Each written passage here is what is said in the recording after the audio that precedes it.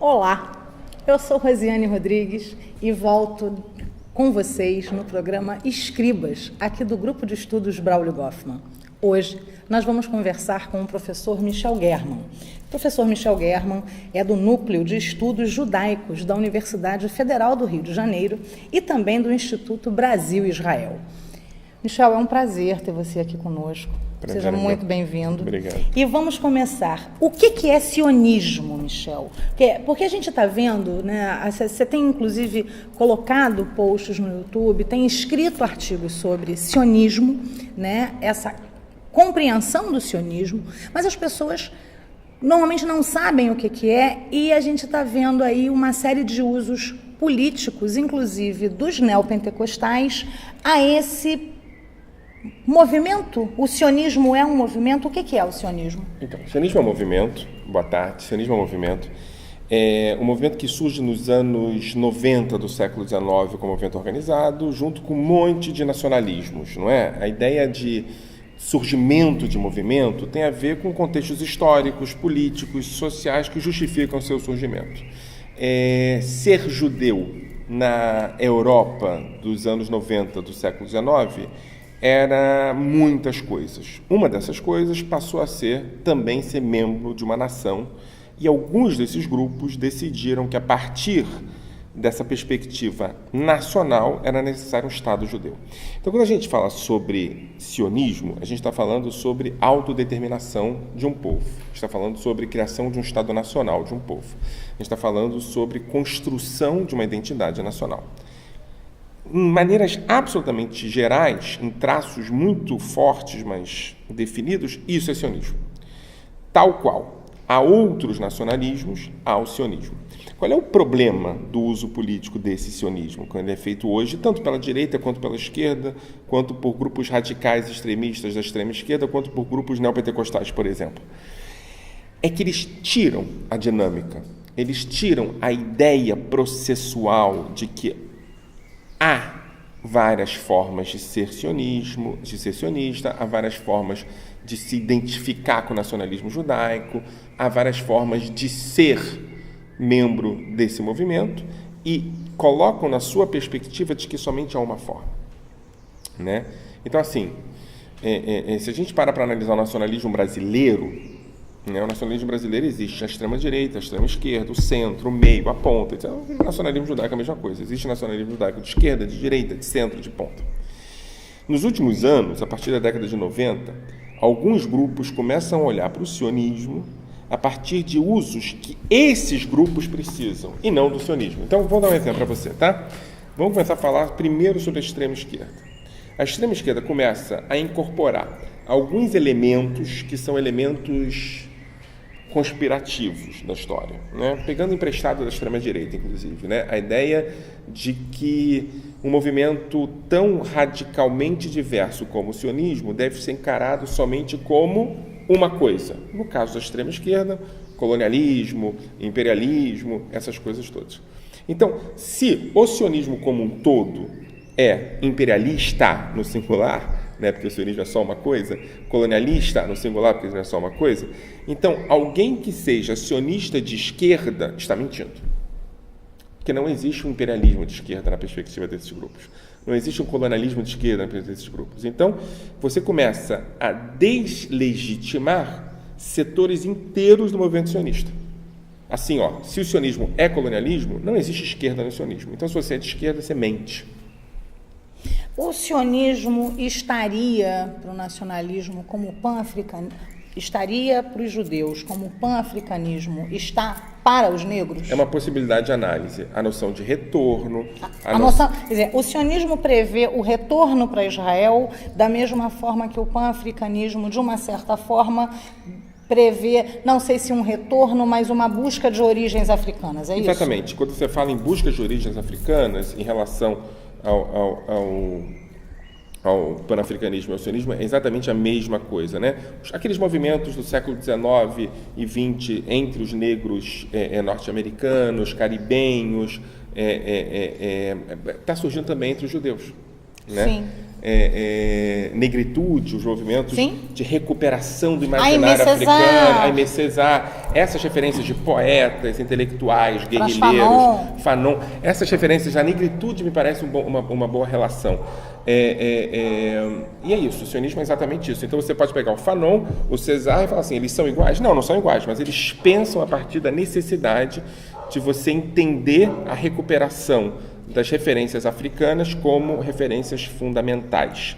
O judeu começa no século XIX a entender a necessidade de resgatar as suas referências nacionais como algo fundamental. Nesse sentido, nada mais é do que um contraponto a perspectivas mais tradicionais e conservadoras do judaísmo e uma espécie de resposta judaica a essas demandas que existem entre os negros, entre os outros grupos minoritários, né? Então é absolutamente possível fazer essa avaliação. Antes da gente partir eu acho que a gente precisa meio que destrinchar, né? Hoje, quando você fala em sionismo, uma parte bastante significativa da esquerda e dos movimentos sociais, elas enxergam o sionismo como o domínio e o imperialismo dos judeus sobre os palestinos. Seria aquela forma de dominação que seria quase tão fascista quanto os fascismos todos que a gente já viu, né? Então, é a disputa do território, é a retirada dos palestinos dos territórios deles, enfim, é toda uma gama de políticas de segregação dos palestinos naquele território de Israel. O que é isso? É isso mesmo? Como é que lidar com esse discurso de que ser sionista é ser contra o direito dos palestinos? A questão que a gente tem é o seguinte: você tem um projeto de poder de uma direita israelense que acaba sendo utilizado por esses setores de esquerda para determinar que esse projeto é projeto do sionismo. Agora, como eu acabei de falar, tem vários projetos de sionismo, né? Um dos projetos de sionismo, por exemplo, é a Federação Árabe Judaica na Palestina. O outro projeto de sionismo, por exemplo, é a luta pelo resgate cultural da centralidade da terra de Israel no judaísmo. O terceiro projeto é um projeto de 2 estados para 2 povos. O quarto projeto é um projeto absolutamente vinculado à igualdade civil entre judeus e árabes na Palestina. O quinto projeto é um projeto de ocupação, como você acabou de falar agora, né? Ou seja, dentro desses projetos do sionismo tem o projeto de ocupação, né? Só que ele não é o único projeto. E a única maneira que você tem de combater tendências fascistas dentro de sociedades democráticas, e eu estou falando do Brasil também, é fortalecer os grupos progressistas. Sim. Né? Você não pode deslegitimar, vou dar um exemplo do Brasil, né? Você não pode deslegitimar grupos progressistas no Brasil porque eles não impediram que um fenômeno como o fenômeno Bolsonaro surgisse. Afinal de contas, o fenômeno Bolsonaro surgiu no Brasil, não surgiu em Marte, né? E o fato dele hoje nas pesquisas estar com 20%, né, dos votos mostra alguma coisa sobre a nossa sociedade. Vai falar o quê? Que o Brasil é um projeto fascista de poder? Né? Nesse sentido, a mesma coisa acontece com Israel. Quando você interdita o sionismo por causa da ocupação, você, na verdade, está interditando todo um projeto diverso em nome de uma agenda política que atua. Né? Determinados grupos de esquerda consideram que a ocupação dos territórios é o sionismo, que a dominação dos palestinos é o sionismo, que a exclusão e a tomada de terras é o sionismo. Essa versão impossibilita uma reação legítima da sociedade israelense, que também tem outros grupos sionistas que não são esses. Mas quando você fala que o sionismo é isso, você acaba deslegitimando os outros grupos que são sionistas. Você enfraquece a esquerda em nome do projeto que é teu. Porque o teu projeto é um projeto de imposição de uma perspectiva de sionismo em relação ao que está acontecendo. Então você diz assim, sionismo é isso. Ok. Mas tem uma série de grupos que se consideram sionistas lutando contra isso. Como é que você faz? É mentira, eles não são sionistas ou não estão lutando contra isso. que é uma das discussões também muito semelhantes às discussões de negritude, que é a determinação do que é ser negro. Quem vai decidir o que é negro e quem vai construir a negritude dentro de um processo histórico muito complexo é quem faz parte desse movimento, e não os brancos que analisam isso. Sim. Então, até porque tem uma coisa que é interessante, que é bom a gente deixar muito escurecido, né? Judeu só é branco no Brasil, porque em todos os outros lugares do mundo, os judeus são vistos, independente da cor da pele, como não brancos, né? Foi um processo. Em alguns lugares, né? How the Jews became white nos Estados Unidos, em Israel, por exemplo, você tem judeus negros, judeus brancos, etc. Então, há um processo de embranquecimento social do judeu, em alguns lugares, não só no Brasil, mas que foi um processo que teve a ver com a formação de uma classe média judaica, né? A verdade é o seguinte: branco é, na perspectiva do poder e da hegemonia, quem tem poder. Quem tem poder, exatamente. Né? Exatamente. Agora, pergunta que não quer calar, Michel. O sionismo tem a ver com o retorno e recuperação das origens judaicas pelas comunidades judaicas, da mesma forma que o pan-africanismo tem as suas origens nos territórios africanos. Nesse sentido, a Igreja Universal do Reino de Deus é sionista? Então, a Igreja Universal do Reino de Deus faz a mesma coisa que os grupos da extrema esquerda, só que ao contrário. Como assim? A extrema esquerda decide que os grupos de extrema direita são os sionistas verdadeiros. Ok? Que são os que matam, que fazem as ocupações. E ela resolve qualquer contradição dizendo: olha só o que estão fazendo. Tá? A Igreja Universal, e vamos ser justos, setores consideráveis do movimento neopentecostal, não só da Igreja Universal. A Igreja Universal talvez seja a ponta de lança desse processo, mas não só ela está fazendo isso. Diz a mesma coisa. O verdadeiro sionismo é o da extrema esquerda, mas isso é da extrema direita, mas isso é positivo para eles. Ou seja, o sionismo construído a partir da ocupação dos territórios palestinos, o sionismo construído a partir de uma relação de desigualdade formativa com os palestinos é bom. E a Igreja Universal pega essa referência de sionismo, a referência da extrema-direita israelense, com a qual não tem nenhuma relação, dizendo isso é sionismo verdadeiro. Ou seja, os neopentecostais decidem o que é sionismo de verdade, tal qual a extrema-esquerda. Só que os sinais são inversos. Para a extrema-esquerda, o sionismo de verdade é extrema-direita sionista. Isso é ruim. Para os neopentecostais, o sionismo de verdade é extrema-direita sionista. Isso é bom. Porque tem todo um projeto de enfrentamento, de combate ao Oriente. Ao mundo oriental. A ideia de uma civilização judaico-cristã que é determinada pelos cristãos e não pelos judeus. De que esse enfrentamento é possível porque Israel seria, na perspectiva deles, uma barreira contra o Oriente. Agora, é um Israel imaginário. É um Israel que faz sentido, que rima com a sua Bíblia, e não com o Israel verdadeiro. É um Israel que não tem contradições internas, é um Israel que não tem sociedade, é um Israel que não tem disputa de poder, é um Israel muito próximo com aquele Israel que ele encontra na Bíblia, tal qual ele faz com outros fenômenos. Né? Se você pega para ver o uso político que o neopentecostalismo faz na sua leitura da Bíblia de grupos específicos, ele está fazendo a mesma coisa. Vamos lá. Quando ele justifica a perseguição a grupos religiosos específicos no Brasil, ele está usando a Bíblia como referência, mas é uma leitura muito específica da Bíblia. Então, o que ele faz? Ele converte politicamente o judeu naquilo que para ele faz sentido. Que é o povo escolhido. E o povo escolhido dele. Assim, isso que é importante. Porque não faz sentido que Israel seja o povo escolhido sem que ele faça parte disso. Então, num projeto maior de poder, esse povo escolhido vai abrir as portas para ele. O que isso significa do ponto de vista dos grupos progressistas? Michel, veja só.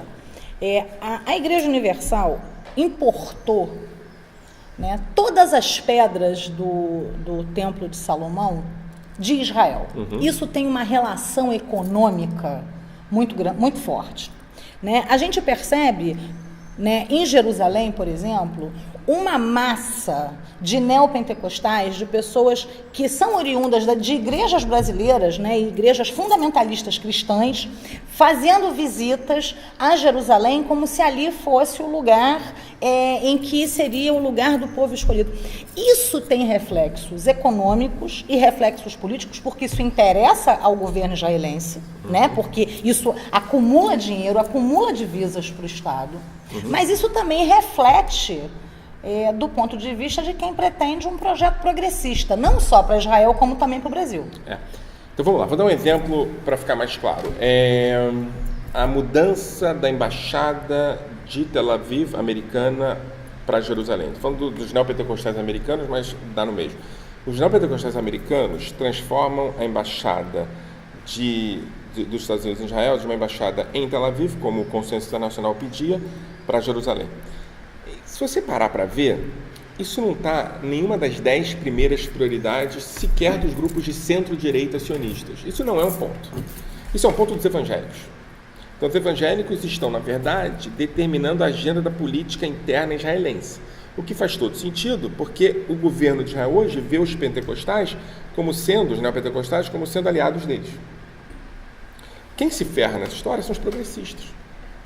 Porque os progressistas estão lutando contra um governo de extrema-direita, um governo com alianças ultra-religiosas, com apoio dos neopentecostais, brasileiros, norte-americanos. Quem não apoia os setores progressistas da sociedade israelense são os setores progressistas de fora de Israel. Então, assim, olha que loucura, olha que labirinto. A extrema-direita tem apoio dos neopentecostais, a partir de lógicas de apoio político, mas também lógicas econômicas e lógicas de relações internacionais, né? Ok. Jerusalém, a capital, ir para Jerusalém é um exemplo típico disso. Dentro da sociedade brasileira, você tem grupos de esquerda judaica que não tem nenhuma relação com os neopentecostais.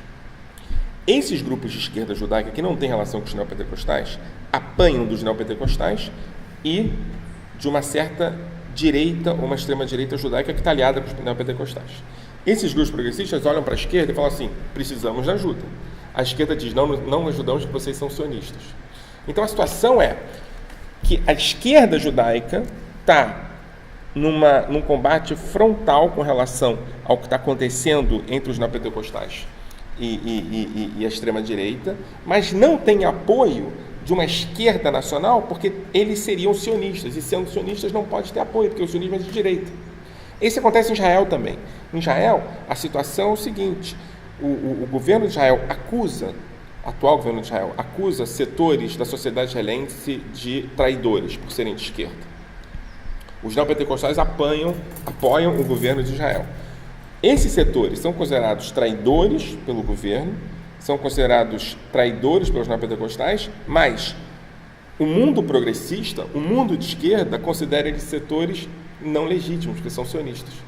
Então, é no meio do caminho. Acho que a perspectiva da esquerda hoje, ela deve ser que as relações de aliança têm que ser reconstruídas, sob o risco dessa esquerda ser responsável efetivamente pelo fortalecimento de grupos da extrema-direita fundamentalista religiosa. Que é o que aconteceu no Brasil. Que é exatamente o que aconteceu no Brasil, quando o Partido dos Trabalhadores fecha uma aliança estratégica, política com a Igreja Universal para conseguir alçar o poder. E depois da Igreja Universal. E depois a Igreja Universal faz o que faz, porque quem comanda e consolida o golpe de 2016 os setores do fundamentalismo cristão, que dialogam, porque são irmãos siameses da extrema-direita brasileira. Mas, ao mesmo tempo, o projeto popular do PT é visto por setores da extrema-esquerda como um projeto reformista demais.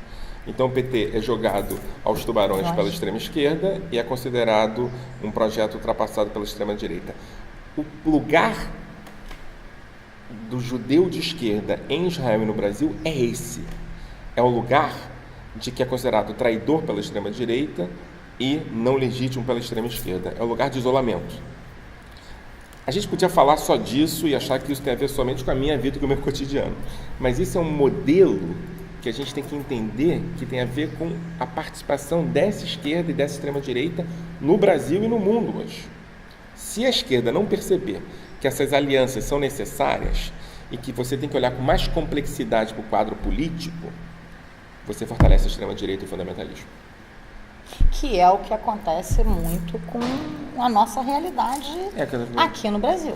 Eu sempre acho que não dá para se falar sobre um assunto que não possa se fazer relações com outro. O que eu estou dizendo é o seguinte: nós, que pertencemos a grupos progressistas da esquerda judaica e da esquerda sionista, não temos interlocução com uma certa esquerda que nos vê como não partes desse projeto maior progressista. Ora, essa certa esquerda nos isola. Por outro lado, a gente não tem nenhuma relação com neopentecostais que usam a ideia de um Israel imaginário, de um projeto messiânico a partir de Israel, etc., porque a gente não acredita nisso e porque eles nos veem como traidores. Nesse sentido... Isso justifica, esse discurso que você está colocando, justifica, inclusive, essa transformação do Edir Macedo, né? Com aquela barba enorme. O Edir Macedo se vê como representante mor dessa nova cultura cristã judaica que recupera o imaginário do judeu do período sacerdotal. Né? Nesse sentido, se é do período sacerdotal, a recuperação de Jerusalém é fundamental, a reconstrução do terceiro templo é fundamental, a expulsão eventual dos palestinos é fundamental. Isso é uma agenda dele, não tem nada a ver comigo. Mas ele está utilizando a minha narrativa bíblica a partir da sua perspectiva política. Ele está fazendo um uso político de uma narrativa bíblica que não é absolutamente fechada, é aberta de interpretações. Não é? O Edir Macedo tem um interesse político nisso, que é se fortalecer politicamente, a partir do uso da ideia de que ele é parte de uma espécie de uma nação cristã judaica. Isso não tem nada a ver comigo. O problema é que eu estou no meio do abismo olhando para Edir Macedo, dizendo não em nosso nome, mas quando eu olho para a esquerda diz, aqui você não tem garita. Ou seja, vamos lá, os grupos que apoiam o boicote a Israel, não é? O boicote geral, acadêmicos, culturais. Israel é um pária na perspectiva desses grupos. Eu olho para eles e falo assim, putz, vamos trabalhar junto contra esses caras. Não, porque você é israelense. Você está entendendo? É de uma estupidez. Eu acho que esse movimento dessa esquerda e dessa extrema-direita é um movimento de retroalimentação. O que nós temos que produzir é uma alternativa a essa extrema-esquerda e a essa extrema-direita que saia da lógica simplificadora. Isso não tem a ver só com Israel, não. Isso tem a ver só com o sionismo, não. Isso tem a ver com o que a gente está vendo hoje. Sim. O fundamentalismo cristão, alimentado pela Igreja Universal e pelas outras várias denominações que surgem a partir dela e que hoje a gente tem aí nas biroscas, né, de Cristo, nas favelas do Brasil inteiro. Eles são o projeto fascista? E aí eu estou perguntando isso para alguém que que fez doutorado, que lecionou na Universidade Hebraica, que é uma pessoa que lidou com cursos e formação de lideranças em relação ao entendimento do que foi o Holocausto em 1940 na Alemanha. Então eu estou perguntando, os grupos fundamentalistas cristãos no Brasil são a base do fascismo que nós estamos começando a experimentar? Então, o fascismo tem a ver com desejo.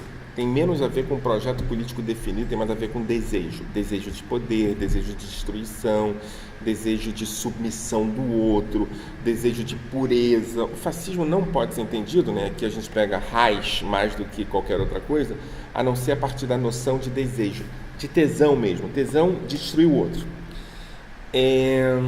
O fundamentalismo religioso, ele tem algumas perspectivas que rimam com esse projeto de desejo, né? A ideia de destruição da diferença em nome de uma sacralidade pura, a ideia de isolamento da alteridade em nome de uma manutenção de uma homogeneia, somos todos iguais aqui, etc. e tal, né? O fundamentalismo acredita que o seu projeto religioso só vai se consolidar quando ele virar projeto político. Porque a partir do momento que ele vira projeto político, ele pode transformar tudo aquilo que ele imaginava em agenda política, né? Mas o fundamentalismo religioso pode não ser um projeto político. O que a gente tem no Brasil hoje é setores do fundamentalismo religioso acionando referências do fascismo. ok? Uma delas, por exemplo, perspectivas conspirativas da história. A ideia, e aqui eu não vou falar de judeus, vou falar, por exemplo, de candomblecistas, tá? A ideia de que os membros do candomblé fazem parte de uma perspectiva de degeneração civilizatória. Sim. Tá?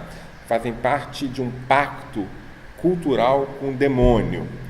Fazem parte de um inimigo mortal da tradição cristã no seu sentido mais amplo. Porque, de novo, cristã vira uma coisa só e candomblé é uma coisa só, né? Essa perspectiva é uma perspectiva que produz um projeto político fascista sem problema nenhum, né? Quando você, ao chegar ao parlamento, você tenta justificar a sua chegada lá com a destruição dos movimentos que você considera ilegítimos. Então, por exemplo, você marca como alvo uma religião. Que no caso brasileiro é o candomblé. O candomblé é o maior representante disso. As religiões afro-brasileiras. Isso é fascismo. O fundamentalismo religioso pode virar fascismo ou não. Aqui no Brasil, alguns setores do fundamentalismo religioso estão acionando agendas políticas fascistas, sim. Eu vou dar um exemplo que tem a ver um pouco com fascismo. Marielle. Marielle morreu, foi assassinada. No mesmo dia do assassinato da Marielle, começam a surgir assuntos aí na internet, né, memes, não sei o quê, de que a Marielle teria se relacionado com um traficante de uma favela em Botafogo, né, Dona Marta. Dona Marta e a Maré. São 15 quilômetros de diferença uma da outra. Né?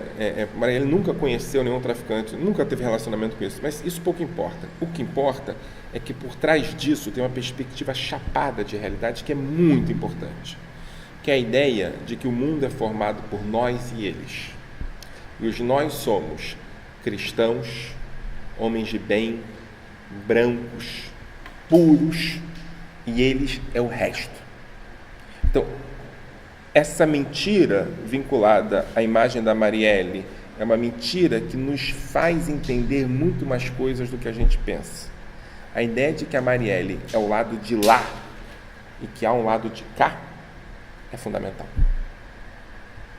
Na perspectiva desse fascismo, a brasileira existe... Porque é um fascismo neoliberal, né? É uma coisa ligada à produção industrial de fake news, porque não só no caso da Marielle, né, Michel? A gente está vendo aí uma produção de notícias falsas, produção de falsas realidades. Por exemplo, agora, hoje, por exemplo, eu acordei de manhã e vi nas redes sociais de que a recomendação da Organização das Nações Unidas para que o Lula seja presidente, candidato a presidente da República, é mentira. Aí eu fui pesquisar, eu fui no site da ONU e está lá, realmente existe uma recomendação. Sabe o que eu acho, Rosiane? Sabe o que eu acho? Eu acho que quem tenta amarrar o fascismo nas suas várias pontas acaba deixando que o fascismo escapula, né? Vai embora. Porque assim, o fascismo, e eu estou muito convencido disso, tem mais a ver com desejo do que com sistema, com projeto. O projeto do fascismo tem a ver com desejo e o desejo do fascismo tem pouco a ver com projeto. Então, é claro que o fascismo italiano é um fascismo que olhava para as dimensões corporativas com uma lógica fundamental e fundamentadora, ou seja, a ideia de que não há diferenças entre nós e que nós temos que expulsar os diferentes, e aí o Estado passa a ser presente para poder garantir que não haja disputa entre as diferenças, não haja luta de classes, né? Esse é o fascismo italiano. O fascismo, na sua versão alemã, tem a dimensão racial muito pungente, a ideia de que o fascismo é um Estado para uma raça específica. Uma raça pura? Uma raça pura. Então, o Estado é só a raça. O fascismo brasileiro tem a ver com controle populacional, tem a ver com a percepção do candomblé como sendo um inimigo mortal, de um sionismo imaginário como sendo aliado, da ideia da perseguição às agendas mais progressistas de mulheres, etc. e tal, né? E é neoliberal, porque ele quer submeter esses grupos, mas ele não tem nenhuma intenção econômica que caracterize ele. A intenção econômica que caracteriza ele é a mesma intenção econômica de grupos neoliberais que não são fascistas, o que nos coloca numa situação terrível, porque numa perspectiva pragmática e burra, setores da direita podem acionar esse fascismo em algum momento. Uou! Professor Michel German, eu agradeço grandemente, todos nós aqui do Escribas e do Grupo de Estudos Braulio Goffman, agradecemos grandemente por essa aula aqui sobre sionismo, fascismo, e gostaria de deixar o convite aí aberto para mais.